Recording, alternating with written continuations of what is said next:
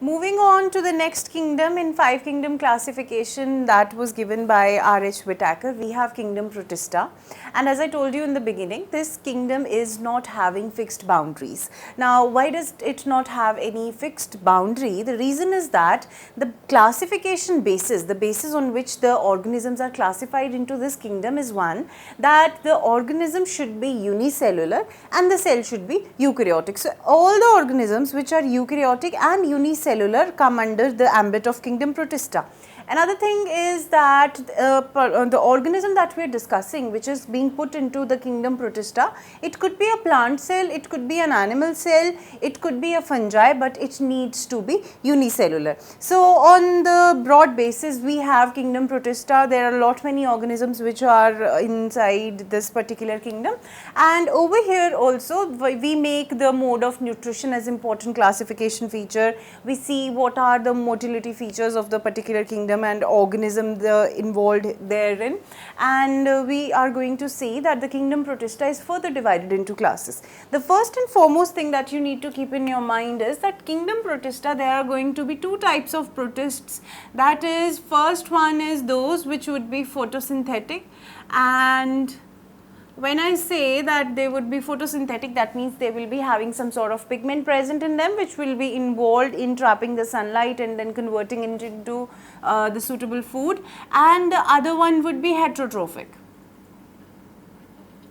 Now, in this category also we have saprobes, that is those which perform the saprophytic nutrition, and to our surprise we do find parasites as well. So, this is the basis of further classification. First is that the organism should be unicellular, it should be a eukaryotic cell. So, considering that, before getting into this, we are going to see that if the organism is eukaryotic, and if the single celled organism, I must say, if the single celled organism is eukaryotic, it is going to have a defined cell wall, or it may not have the cell wall. That is not the particular criteria, because we see that plants have cell wall while animals do not have cell wall. But in case of the protistans, one thing is going to be very clear and particular, that there would be a membrane bound nucleus which was not present in the earlier kingdom, that was kingdom Monera, and that distinguished it from the rest of the kingdoms. So, we have a membrane bound nucleus, proper nucleus as present in the eukaryotic cells, and there are membrane bound organelles as well.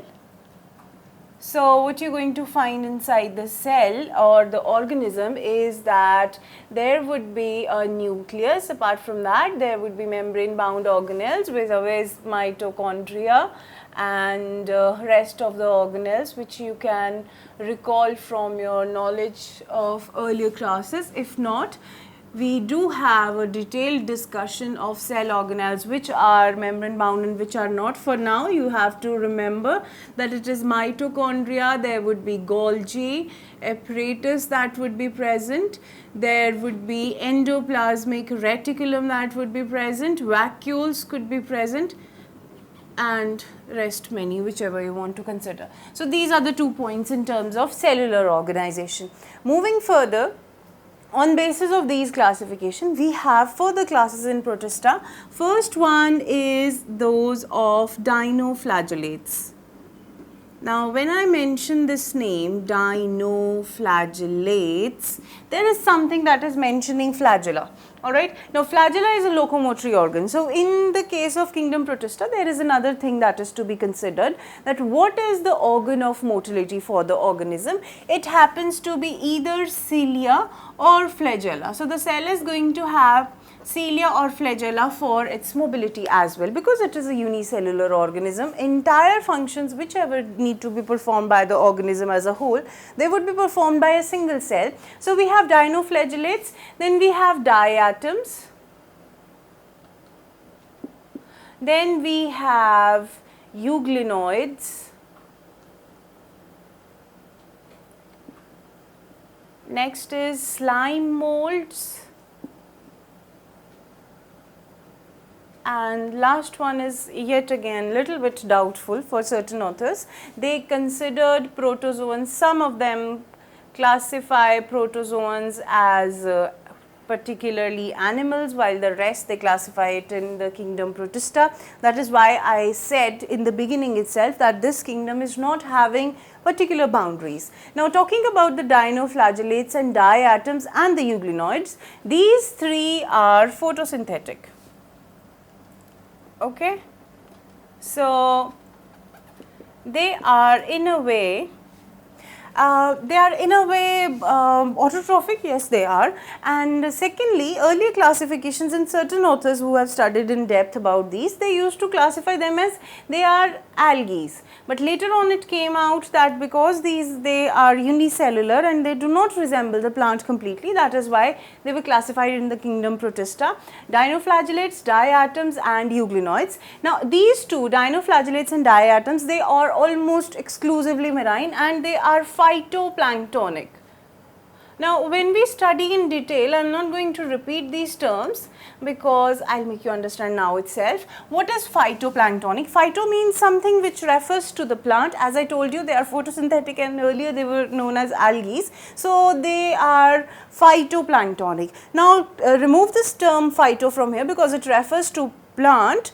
These are plants as per earlier classification. What is planktonic? Planktonic is something which floats in water and it cannot swim on itself. Okay. So, these are the planktonic ones. The diatoms are planktonic ones, and as the name suggests, these dinoflagellates, they are going to have flagella and they would be motile and they are present in marine water. Talking about the euglenoids, as I told you, they are photosynthetic. Euglena has particular pigments which are in resemblance, or they are quite similar to those of the higher plants, not animals.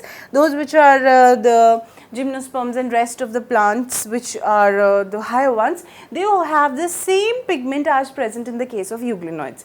Now, coming to the slime molds, these are saprophytic. Now, when I say saprophytic, it refers that they would be feeding on dead and decaying matter. Now, slime molds are present in two forms, cellular and acellular. We would study what it is when we take into account the characteristic features of slime molds in detail. But for now, you have to remember that they are present in two different forms. One is cellular and another is acellular, and they are saprophytic in nature. Coming to the last category, that is of protozoans, they further have many classes, which is again part of the next lesson.